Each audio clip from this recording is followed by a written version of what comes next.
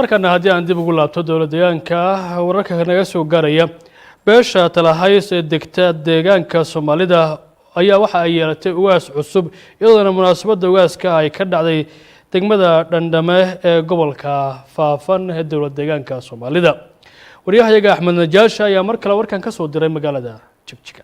waxaa degmada Dhandhame lagu caleema saaray Cabdulqaadir Aadan Xasan oo loo doortay ugaaska beesha Talahays oo deegaankooda yahay degmada Dhandhame ee gobolka Faafan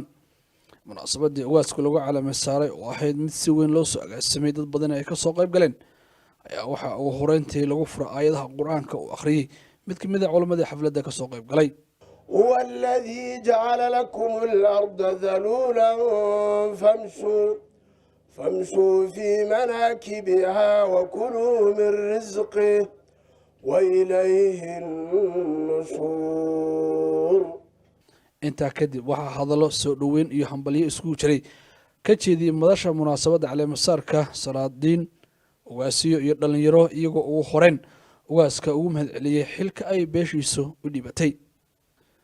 intaas kadib ay kula dardaarmeen inuu buuxiyo kana soo baxo mas'uuliyadda la saaro oo ay sheegeen inay tahay mid culus marka la fiiriyo xilliga hadda lagu jiro iyagoona dhinaca kale ilaahay uu bariyay inuu u fududeeyo sida uu hawsha isnimada ah uu tolkiisu u hayo ugu soo dhalaalin lahaa madashan quruxda badan ugaas Cabdulqaadir ugaas Aadan maanta aan ku dooranayno waa madal aad aan ugu faraxsanahay oo dadkuna waliba maanta hammi fiican ay leeyihiin annagu hadda maanta waxaan aad ugu faraxsanahay muddo fara badan yaan wadanka kulliba annagu aan soo hogaaminaynay maanta ugaaskaas oo nagu soo biirayo isaguna nala hogaamin doona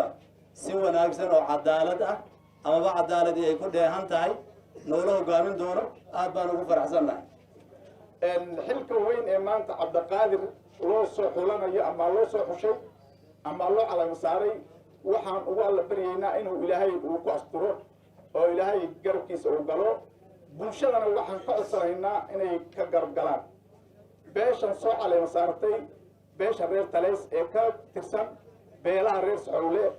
ayay ahaayeen marka beelaha reer Soxowle iyo beelaha reer Hawiye oo dhanba ka matala Allah ka dhigo oo Allah ku asturo ummadda Soomaaliyeed ba ka mideeyo Allah ka dhigo ugaaska sidiisaba waxa lagu yaqaanaa inuu tolka ka dhax tagin inuu tolka waqtiga geedaha ku shiriyo inuu tolka iyo waqtiga xeer dhaqameed iyo siyaasad uu isku darin uu kala saaro xeer dhaqameed iyo siyaasad hadii la isku daro waa dhib ugaaska waqtiga aan dooranayno dardaaranka ugu badan in bixinayo ma ugaas waqtiga waxa weeye ugaaskan hadduu ugaas fiican waqtiga uu soo noqdo beel kaliya ma aanan u dooranin beelo fara badan baan u dooranay isaga waqtiga ummadda waqtiga isaga soo saaranaya yuuna noqonin ku ka dhaqaaqa ummadda meel aan ummaddan ahayn waqtiga iskaga baxa ama meel magaalooyin iska fariista ummaddaasi wax u taliya la waayo ugaaska ummaddu waxay u doorataa ama shicibku uu soo saara inuu ummadda nin kastaba waqtiga uu darihiisa waqtiga uu fuliyo way daraha ummadda inuu meel mariyo way inuu fadhiisto geed kasta oo hoos fadhiisto way goojo kasta oo qaloocan inuu la fadhiisto way taas ugaas loo doortaa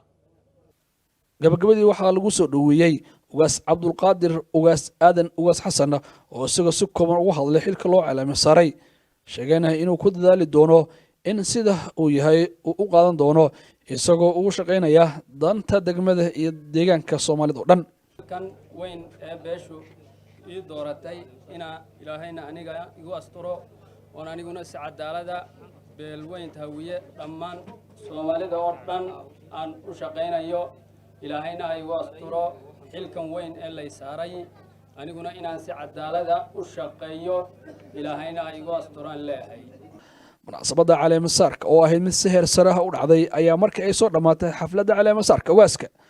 waxaa lagu soo wareejiyay wadooyinka magaalada iyadoona ay ka qayb qaateen kumanaan kun oo qof Axmed Ibrahim Ahmed Najaash